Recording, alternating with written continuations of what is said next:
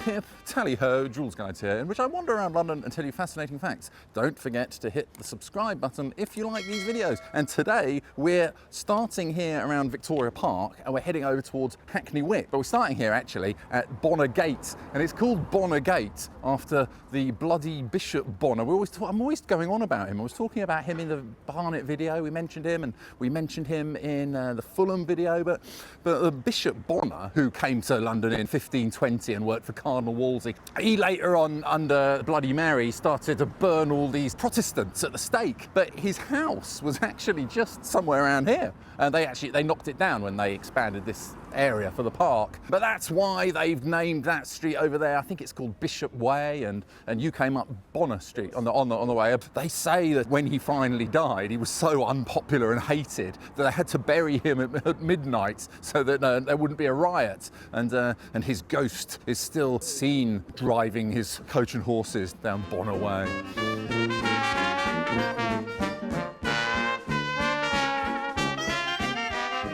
I say, Simon, look over here. The dogs of Alcibiades, they're called. I mean, actually they're identical. There's one on that side as well. He's actually a Molossian hound. The Molossus was an ancient Greek breed of dog. Anyway, they're called the dogs of Alcibiades because Alcibiades was this Greek statesman back in the time of the Peloponnesian Wars, and he apparently decided to chop the tail off his dog in order to distract the Athenians from all his evil deeds that he had done or something. But I don't know. I mean, it looks like he's got a tail to me. So these have been since 1912, but they're not the real dogs of Alcibiades because the real one is called the Jennings dog, which is in the British Museum, which was a copy of a bronze 2nd century BC Greek original. So anyway, they removed these copies of the copy around sort of 2011 or so to go and spruce them up and get them ready for the 2012 Olympics. But then they replaced them with some copies of the copy of the copy, and they put those here just temporarily, and those got sort of vandalised with black paint. But luckily those were only a copy of the copy of the copy. So then after that they removed the copy and they put the copy of the copy back again, and now they are resplendent there, guarding the entrance at Bonner's Gate. All right, and just along from the dogs of Alcibiades, you've got the Regent's Canal running along here, and it's beautiful. I love the walk along here, and there's something quite cool over there that I want to point out before we head back into the park.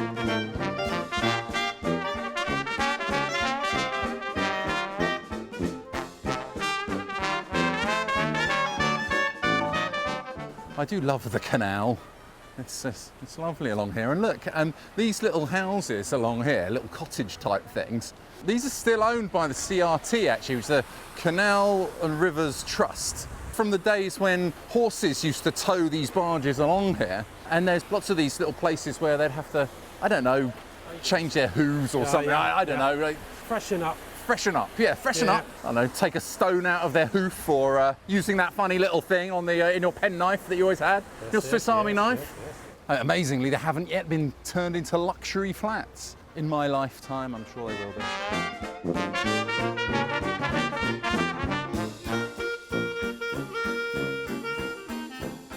I say, look at this Chinese pagoda. Actually, there was an original pagoda here, which was purchased from, I think it might have been Hyde Park. This used to stand at the entrance of the Chinese Collection exhibition in 1842. Later, they sold it to Victoria Park, and they put it here. Eventually, it was completely dilapidated and knocked down in 1956. But anyway, as part of the regeneration of the area, because of the 2012 Olympics, they decided to put this new one here. Actually, for years, the old one, the local kids, they'd never seen such a structure in their lives. So they actually, for years, they thought that a Chinese family used to live in this pagoda and creep out at night to do fishing in the rivers and stuff in the ponds. Always reminds me of Monkey Magic, the ending, you know.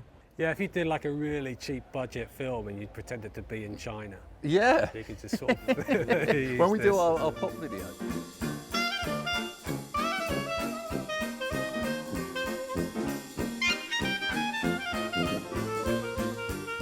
This used to be called the Royal Hotel. It's now the Royal Inn on the Park. This is where in 1993, Jimmy Moody, who was like a notorious London gangster, he was like, used to hang out with the Crays, the Richardson gang, Mad Frankie Fraser. Anyway, got put in Brixton prison, escaped, and ended up in this pub here, and ended up getting shot in 1993.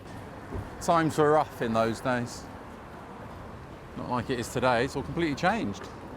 Really nice around here, you know. This is Lauriston Road, and along here there's just some really, it's become a bit gentrified, if that's what you like. If you like posh organic cafes and quaint places to eat. Wasn't always in my day. Oh look, points for the Metropolitan Drinking Fountain and Cattle Trough Association trough.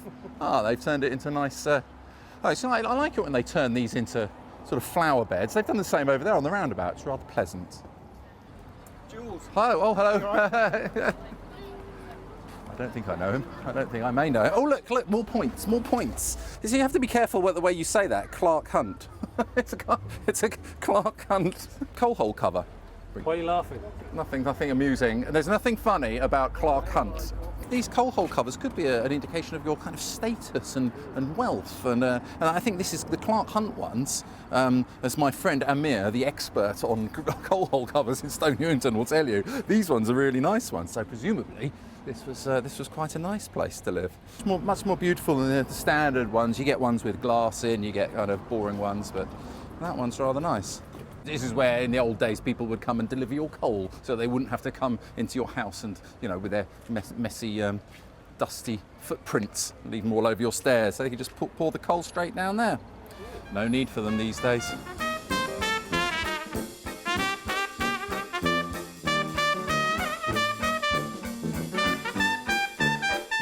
Look, this is the Angela Burdett Coots Fountain. She was the richest woman in England. She inherited the fortune of her grandfather. So Coots, as in the guy who started Coots Bank. Do you know on the Strand there's a Coots Bank? Anyway, he was a millionaire and she inherited his fortune. And King Edward VII described her as being the second most remarkable woman in England after his mother, that is, after Queen Victoria. And she donated this in 1862. 10,000 people showed up at its opening and people used it for drinking water. You know, it was actually because in those days it was quite handy to have all these drinking fountains before you had readily available drinking water. She was friends with Charles Dickens, the Duke of Wellington. I think she actually proposed to the Duke of Wellington, actually. He tried to marry him. She founded the NSPCC and the RSPCA. She was a great philanthropist. Yeah, at least she wasn't just sort of, you know, lying on a beach earning 20%. You know, she was doing something with her money, which is nice. That could feature in my Weather Vanes sequel video, The Revenge of the Weather Vanes. The Return of the Killer Weather Vanes. I must say, whilst we're walking along, by the way, I must thank all those people who have donated money by PayPal, made contributions to me by PayPal and Patreon. I don't always get to thank people personally, so I'm really, really grateful. It's very kind, and it allows me to buy a crust of bread and some stagnant water for Simon as well, for his dinner. Yeah, it definitely helps out with a lot of things. So, much appreciated that. And to all the subscribers and all the viewers, of course, who watch the videos.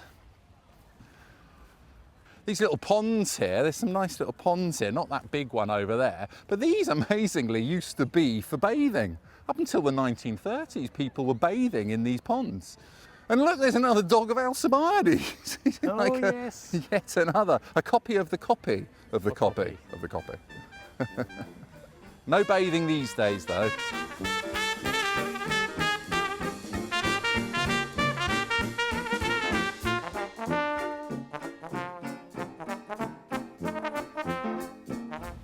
Praise ye the Lord's name be praised. You know, people used to worship here. This stone marks the point where the altar used to be of, I think it was St. Augustine's Church. If you look around, you see how the trees are all planted around where the church. Can you see that, Simon? Can you see it's like an open space? Oh yeah.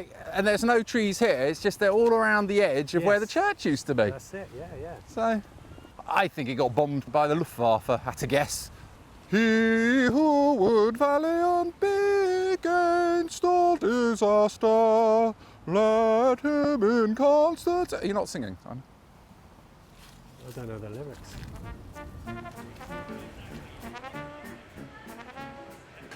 Marvellous. Do you recognise these, Simon? These are excellent. Do you remember when we were at Guy's Hospital in the Bermondsey Yes, video? I do. And there was one of these, and it's got John Keats sitting in it. And you remarked that he looked a bit like a hobbit because he was so very small. Yeah. They've got 2 of them here. These were originally on the old London Bridge. There were 14 of them. The beautiful, famous London Bridge with all the houses on it, that was there for like 600 years, but it needed some refurbishment. And they, I think in 1761, that's when they installed these things. But by the 1830s, they demolished the whole thing and built a new bridge. These alcoves were donated to Victoria Park.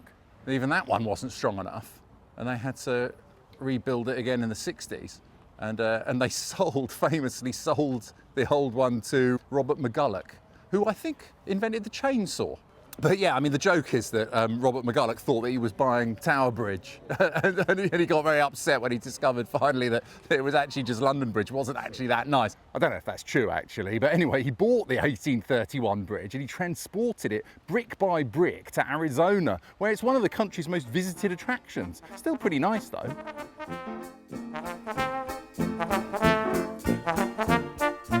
Another sad sight. Look. The sad sight of a closed down pub. Used to be the Morpeth Arms, this. And that eagle up there is the sign of the Truman Brewery, the one on Brick Lane. You know that Truman Brewery with a big chimney? Yes. So this was one of their pubs, but rather sadly, it has now been turned into, you got it, luxury flats. I don't know, it might not be luxury in there. There might not be luxury, there might not be luxury flats, there might just be flats. But I do know that it's on the boundary of the borough of Poplar. Oh, yeah. As if you cared. Let's go this way. Rather like this post box, not only because it's right opposite the Post and Telegraph office. Well, I suppose that's where you'd come to send telegraphs. But look, it's a GR, King George V. And I've been trying to figure out why it is that King George... Let's get out of here, get points for that. But why is it that the King George V post boxes don't have his regnal number on it? Because George VI has a 6. Queen Elizabeth II has a 2. Edwards, he has a 8 or a 7. Why does George V not have a 5? Now, my theory is, I was talking to Yen about it, my friend Yen, who's also obsessed with post boxes. My theory is that when King George V came to the throne, he was the first person called George to have a post box. There weren't any other Georges then who had post boxes because they didn't exist before him, so he didn't need to put his regnal number on. He thought, well, there's only one George. But maybe, and then she pointed out, well, what about Queen Elizabeth II? Why does she have her regnal number on it? She was the first Elizabeth to have a post box. And I said, aha, but Elizabeth II, if you just put ER, that might get mistaken for Edward Rex. Stop me if I'm getting too boring. Who cares? Anyway, let's go. There's another Clark Hunt. It's nice though how it illustrates the hole right at the foot of the steps. Quite often on those coal hole covers you've got the name of the ironmonger or the iron forge where they cast the metal. Look, I mean this one for example, that was cast by John C. Aston and Sons of Essex Road, Islington. What do we have here? This is a beautiful part of London, the Wick Lane Trunk Sewers Depot. How beautiful. And then these sewage pipes that run right along underneath here. They go from Kilburn and Hampstead and Kentish Town, all down here and through some pipes. We'll probably see them over there actually. Part of Joseph Bazalgette's sewage system that he sorted out in the 1860s. Go fast. I know you're into a bit of sewage, Simon. I mean, Well, who isn't?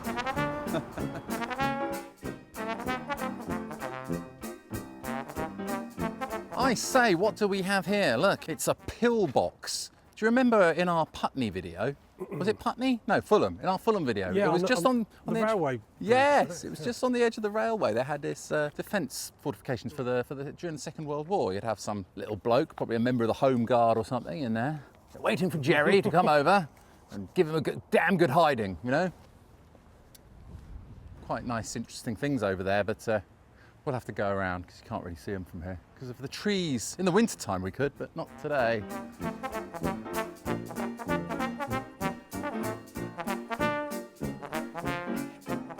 Percy Dalton's.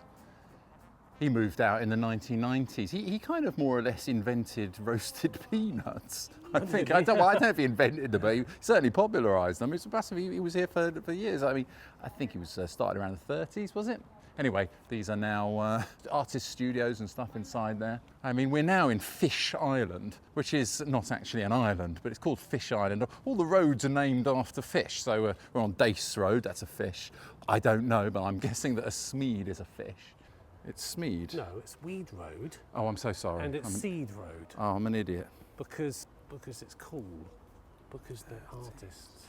And there are all these old warehouses because this is now Hackney Wick. Wick means that there was an old dairy here in years gone by, but by Victorian times it was just very industrial and all sorts of factories and stuff.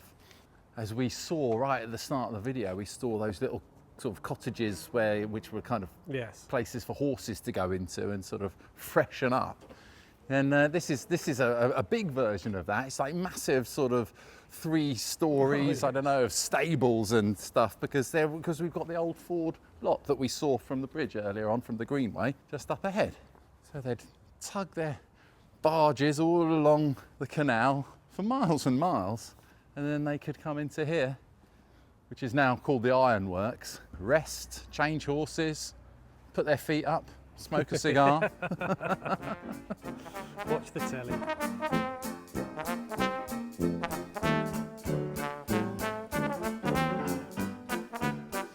This one, I mean, it's ages since they've emptied that, isn't it? Look. It looks like you can walk across it. But well, yeah, my friend Harvey jumped his BMX bike onto something like that once, and he didn't realise. He thought it was a, and he just like it was a lawn. Yeah. Yes, the old Ford lock. This is, and just over there, by the way, on the other side of that kind of little hut, you can't really see it at the moment. You can if you go up, put your nose to the bushes over here. But that big house behind there is where they used to do the big breakfast. Do you remember the big breakfast? In the 90s, when breakfast TV was actually quite a new thing for us, we had the big breakfast made by Planet 24, and the presenter was Chris Evans and Gabby Roslin. And look, you can kind of see it through here. Do you remember that, Simon? Yeah, I do. They were in the garden quite a lot, weren't they? Doing stuff, well, out in the garden here, at about sort of 6, 7 in the morning, they had the Deep Purple played there. They burnt a little kind of boat on the water here. Smoke on the water, fire in the sky. Can you imagine? Although back then there weren't all flats and stuff over here, so I suppose they could make that kind of noise. That is now a luxury house. And there was another occasion when David Bowie, he loved the show so much he flew in from America just so that he could hold the boom mic. He wasn't even featured on the show, he was just holding the mic just to work there. Strangely, I applied to work for Planet 24, the production company, who made the Big Breakfast. I wanted to do some work experience. I was very young, just left university, and I was filling out the application form for Planet 24 when the doorbell went. I answered the door, it was Chris Evans, can you believe? And he said, "Oh, is your house for sale?" I said no. He wanted to buy our house. It was really weird. My mum's house. So I, of course, went straight to the newspapers, having no class at all, as I did in those days. But anyway, Les, you see I was talking about how the sewers came over here, and they went from probably over all the way up from Hampstead and Kentish Town, probably into that little place that we saw back there. And look at that, those tubes. I think those pipes are the sewers. And someone will correct me if I'm wrong. But they go all the way off to, I don't know, Beckton or Crossness Pumping Station out in the east. Mm-hmm. I like the Big Breakfast. That was famously where Paula Yates used to do the interviews in bed, didn't she, with all the stars, celebs, yeah. Most famously with Michael Hutchence, because I mean, she was married to Bob Geldof, wasn't she? And then she did this sort of really raunchy. They were entwined with each other, you know, in the bed and interviewing him. I don't think it went down very well. Look, this is the Alga Works. I believe they still make gold-rimmed spectacles. Max Wiseman, back in 1898, he started up this spectacle business over in Germany, and then they moved here in the 30s after Margaret Thatcher ended the free glasses for people in NHS in 1988. they started making glasses for celebrities, like, most famously Harry Potter's glasses, I think, came from here. I mean, they famously made John Lennon's glasses. Sean Connery, Denzel Washington, Harrison Ford, who is 80, by the way.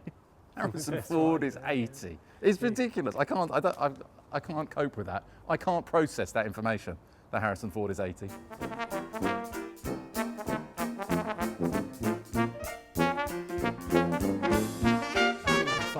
An indoor salmon farm. I better talk about it. No, it's where they smoke salmon. Lance Foreman, one of the members of European Parliament, he was Brexit Party member of European Parliament, and then he was like Conservative. He runs this. So I think they smoke salmon here. It's London Cure smoked salmon. It's the first product to be given protected status by the EU. You know how you can, Melton Mowbray pork pies, or I think Newcastle Brown Ale has it. You can only call yourself Newcastle Brown Ale if it's made there in Newcastle the way they do it. And Foreman's Cure smoked salmon was the first one to get this protected status under the EU. He claimed that it made no difference to him because he was obviously for Brexit. It's supposed to look like a piece of salmon. It doesn't really look much like it to me. Well, it's got a bit of pink on it. Well, it's pink and it's supposed to have a glistening roof, like the skin. Scales. Like the scales. Let's go over here. You can see the Olympic stadium. That's the old Olympic Stadium, but that's now where West Ham play. Just beyond the stadium there is Anish Kapoor's famous ArcelorMittal orbit. I think that's how you pronounce it. Arcelor or something like that. Anyway, yeah, because it cost something like £19 million to build. It's the largest piece of public art in Britain. Described as many things, a vanity project for Boris Johnson, just before the Olympics. It was all part of the Olympic regeneration. And, Brian Sewell, the art critic, he described it as he said, "Our country is littered with public art of absolutely no merit. We are entering a new period of fascist gigantism.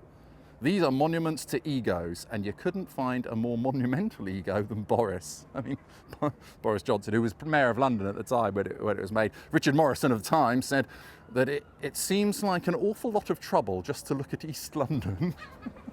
A roller coaster, doesn't it? Well, I believe they have now got the world's longest sort of helter-skelter tube slide in it. So does anybody like it? Well, I think some people do, but I didn't write down those quotes.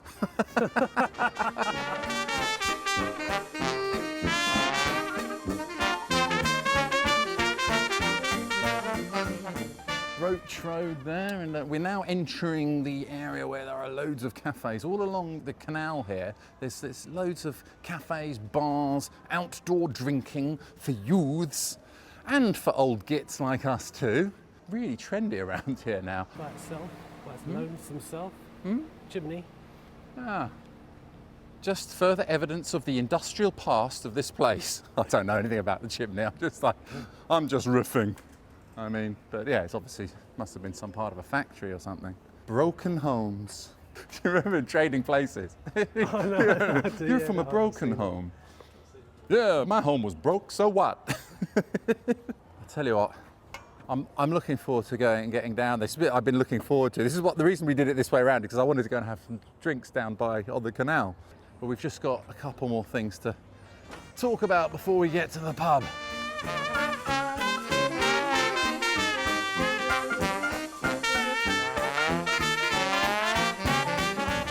Splendid. Look, the Lord Napier has now reopened. It's been closed since 1995.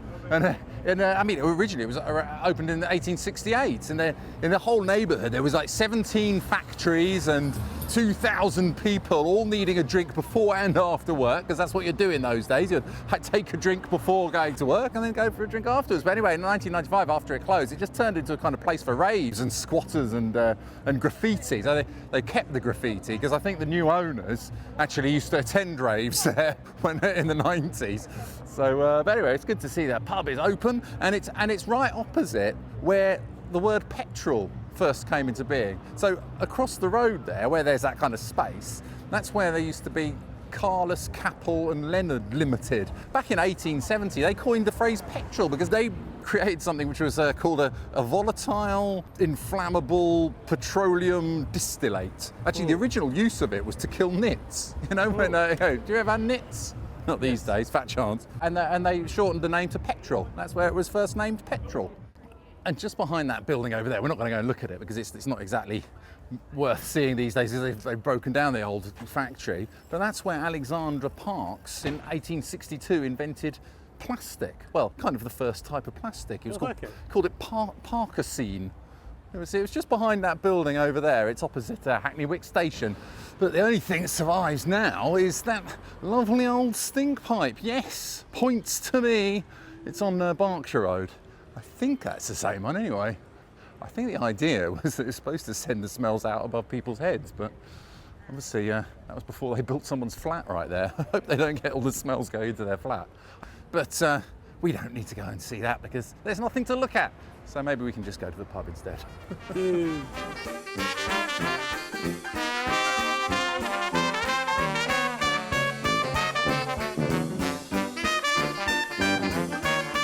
Oh man, the whole point in wearing these bow ties, is a real bow tie instead of a fake one, is so that you can undo it at the end and prove to everyone that it's a real bow tie. So I'm going to undo that and just say, cheers.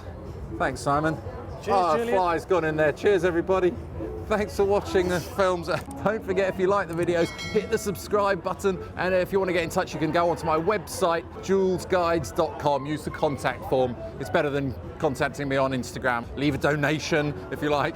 We better drink these up, Simon, because there's flying ants everywhere. See you next time.